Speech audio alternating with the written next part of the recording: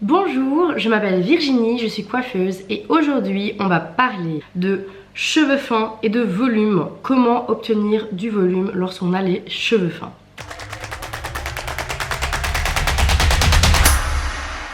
Une des problématiques que mes clientes rencontrent le plus, c'est le volume. Généralement, le volume, ça donne toujours cet aspect glamour, ça donne ce côté on est sorti du coiffeur mais sans être sorti du coiffeur, l'effet coiffé décoiffé, mais toujours très classe et distingué. Voici quelques petites astuces et quelques produits conseils que je peux vous fournir en tant que coiffeuse, mais également en tant que personne avec des cheveux fins moi-même. Après, je vais pas vous mentir, j'ai un bon cheveu. Donc j'ai les cheveux fins de nature, mais j'ai une bonne masse. Et comme je vais vous l'expliquer, j'ai aussi une coupe qui me permet d'obtenir un volume assez rapidement. Mais bien évidemment, les techniques que je vais vous expliquer aujourd'hui, je me les applique également sur moi-même. La première chose, c'est d'avoir une coupe de cheveux adaptée. Alors je sais que très souvent on se dit que couper dans des cheveux fins ça va nous donner un effet queue de rat ou alors encore moins de volume, et ça peut être le cas, mais il y a beaucoup de dégradés assez fins, vraiment juste 1 ou 2 cm sur le bas du cheveu qui pourraient juste remonter toute la partie haute pour donner cet effet volume. Et également tout ce qui est frange rideau actuellement, un petit dégradé sur l'avant.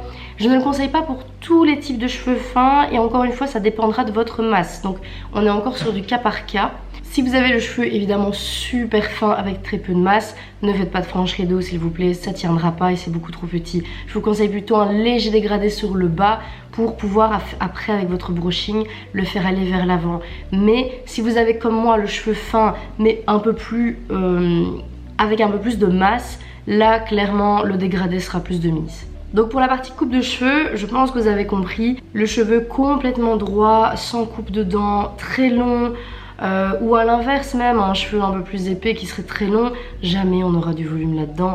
Il faut couper, il faut avoir une coupe adaptée pour obtenir aussi le volume désiré. En ce qui concerne les produits, j'ai quelques produits que j'utilise personnellement. Je vais vous les montrer. Je ne suis pas sponsorisée, encore une fois. Voici donc quelques produits que moi j'aime personnellement. Ça c'est une mousse volume. Les mousses volume, j'aime assez bien parce que elles donnent de la texture et celle-ci est très légère et en plus elle sent divinement bon. Donc toujours bien secouer votre mousse et vous en mettez. Voilà. Faut en mettre une bonne partie et moi je spray comme ça et franchement j'en mets après partout. Bon alors normalement c'est avant coiffage, hein, on est d'accord. La mousse elle se met vraiment en racine. Voilà. Vous voyez ça a déjà remonté légèrement, bon j'avais déjà du volume hein, mais... Et aussi, ça c'est vraiment quelque chose à pas oublier, c'est vos longueurs. Parce que ça très souvent on oublie de mettre des produits aussi sur les longueurs. Alors la mousse d'accord c'est en racine, mais s'il vous plaît mettez-en aussi sur vos longueurs, ça la texturise. Après un brushing, j'aime bien aussi mettre un petit peu de shampoing sec. Alors le shampoing sec, très honnêtement, j'utilise beaucoup de marques différentes. Ici, on est encore sur du TG, mais je vous mettrai 2-3 produits. Il y a beaucoup de shampoings secs qui peuvent aussi faire l'affaire. C'est juste que ceux-ci sentent particulièrement bon, donc ça ne gâche rien. Pourquoi le shampoing sec? Parce qu'on va me dire, ça assèche le cheveu, c'est pas bon, faut se laver les cheveux, etc., etc. Si je viens de faire mon brushing et que j'en mets un petit peu, souvent j'en mets en même temps que... qu'un petit coup de sèche-cheveux pour essayer de texturiser mon cheveu, mais pas de coller ça vraiment près de mon crâne. C'est souvent l'erreur que tout le monde fait quand on se met du shampoing sec. Il est beaucoup trop près, l'application est vraiment trop proche du crâne et ça c'est pas bon du tout. Et si ça vous donne un effet matifiant et que vous n'aimez pas, alors il y en a qui adorent justement avoir cet effet mat. L'effet un petit peu plus mon cheveu n'est pas du tout brillant, mon cheveu il est volumineux mais sans brillance. Il y en a certains qui détestent ce côté là, et pour pallier à ça il y a encore une fois chez TG, donc c'est un petit spray brillant et ça vraiment ça fait des miracles. Enfin moi je le mets à chaque fois que je fais des tressages, des chignons, ou alors si vous faites un beau wavy, vous en mettez une toute petite pointe, déjà il sent super bon et en plus il fait briller le cheveu. On a beau dire un cheveu brillant, ça lui donne quand même tout de suite un aspect beau quoi. Je vous mettrai à chaque fois d'autres produits que j'utilise. Ici c'est vraiment parce que c'est ce que j'ai chez moi là maintenant, donc c'est pas du mensonge. Et vous allez dire que j'abuse encore, mais je suis encore chez TG. Et ça c'est un texturisant. Donc c'est un texturisant vraiment sur les longueurs de vos cheveux, parce que comme je vous le disais avec la mousse, souvent on en enracine, on oublie les longueurs. Si vous n'aimez pas mettre de mousse sur les longueurs, vous pouvez très bien la laisser sur vos racines et mettre des sprays texturisants sur les longueurs. Vous voyez ça, hop, ça va vous laisser un effet mousseux, je sais pas si vous l'avez entendu. Et vous allez un petit peu scruncher le cheveu. Grâce à ça, vous pouvez vraiment lui donner la forme que vous voulez, la texture. Mais toujours, vous voyez, des très légères touches comme ça. J'utilise plusieurs marques. Vous avez plusieurs marques, elles font toutes du bon boulot. Celle-ci j'aime bien parce qu'elles sentent bon, c'est juste pour ça. Donc très souvent, moi ce que j'aime bien faire, là je vous ai montré en spray, mais par exemple les sprays texturisants pour les longueurs, vous pouvez aussi les mettre sur vos mains, faire chauffer le produit et l'appliquer directement avec vos mains. Ça vous permet de par exemple prendre une mèche et de pouvoir la texturiser comme vous le souhaitez. Pouvoir la gonfler, la tourner, mettre la pointe. Si vous sentez que vous avez trop de produits ou que le produit il est trop lourd sur vous, changez de marque, c'est simplement ça. Généralement les composantes sont les mêmes, mais il peut arriver qu'un cheveu ne supporte pas un composant d'une marque ou l'autre, donc ça c'est vraiment à tester personnellement.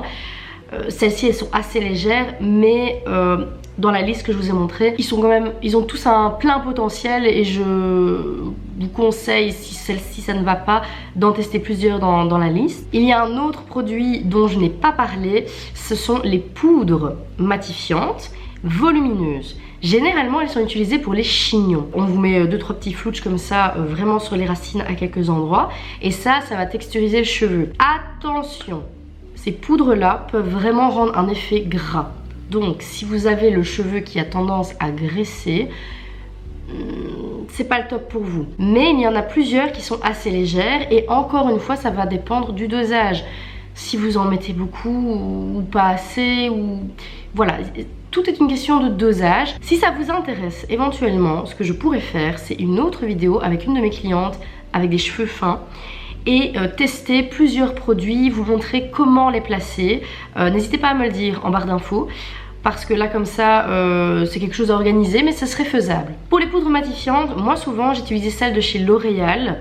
Je vous mettrai une photo parce que je n'en ai plus ici chez moi. Et il n'y a pas longtemps, j'ai une amie qui est venue des États-Unis, coucou Kathleen si tu me regardes, et elle m'a apporté celle-ci de chez Sexy Hair. Donc c'est une poudre matifiante que vous pouvez mettre en racine, et à la différence des autres, c'est que celle-ci a une pompe. Alors habituellement, vous le verrez sur 2-3 photos, ça se situe pas avec une petite pompe comme ça. Vous devez ouvrir, vous avez 2-3 petits trous et vous devez vous-même doser comme ça le produit sur la racine.